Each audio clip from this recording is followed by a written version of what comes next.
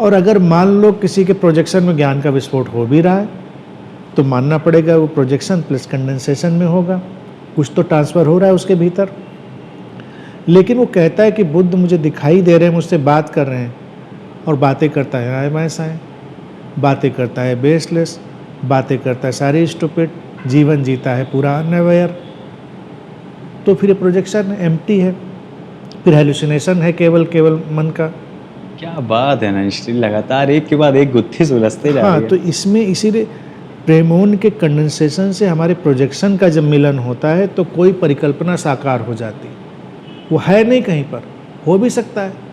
जिन रूपों को हमने देखा है, हमारे प्रोजेक्शन प्लस कंडेंसेशन में उन रूपों को हम वैसा के वैसा देख सकते हैं।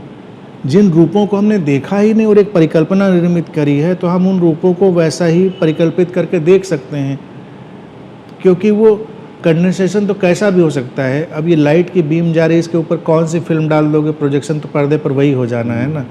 और ये मन हमारा उसको, उस इमेज को प्रोजेक्ट कर रहा है, उस छवि को, उसको देख ले रहा है। अब जैसे मान लो अभी अभी कृष्णा जी हम लोगों के बीच से सशरीर गई, तो अभी किसी के प्रोजेक्शन और कंडेंसेशन में उनके दर्शन किसी को हो सकते हैं, लेकिन तब जब कृष्णा जी के दर्शन होंगे तब क्या होगा, फिर वो प्रेम आएगा, फिर शांति आएगी, फिर प्रसन्नता आएगी, क्योंकि बुद्ध का दर्शन आपने किया है तो आप सामान्य नहीं रहेंगे। और उसके बाद सारी बेवकूफ़ी की बातें करेंगे, हरकतें करेंगे, तो इसका मतलब वो हेलुसिनेशन ही होगा आपका। और अब मान लो फिर कृष्णा जी की सारी तस्वीरें भी गायब हो जाएं, उनकी सब लिटरेचर गायब हो जाए 500,000 साल बाद, और ये सब चीज़ें बातें उपलब्ध रह जाएं कि हाँ कोई था और उसकी प्रेजेंस बड़ी प्रभावशाली होती थी, तो लोग एक देवी की परिकल्पना करेंगे, एक सुंदर, इथरल, पारलौकिक, क्योंकि सुंदरता की परिकल्पना है ना, इसीलिए देवी देवताओं की परिकल्पना लोग बड़ी सुंदर करते हैं। ऐसे दूध जैसा शरीर तो किसी का नहीं होता, उनके दिमाग में जो सुंदरतम है, ये सुंदरतम, ऐसी आँखें, ऐसे बाल, ऐसे लहराते हुए वस्त्र, कंडेंसेशन हुआ।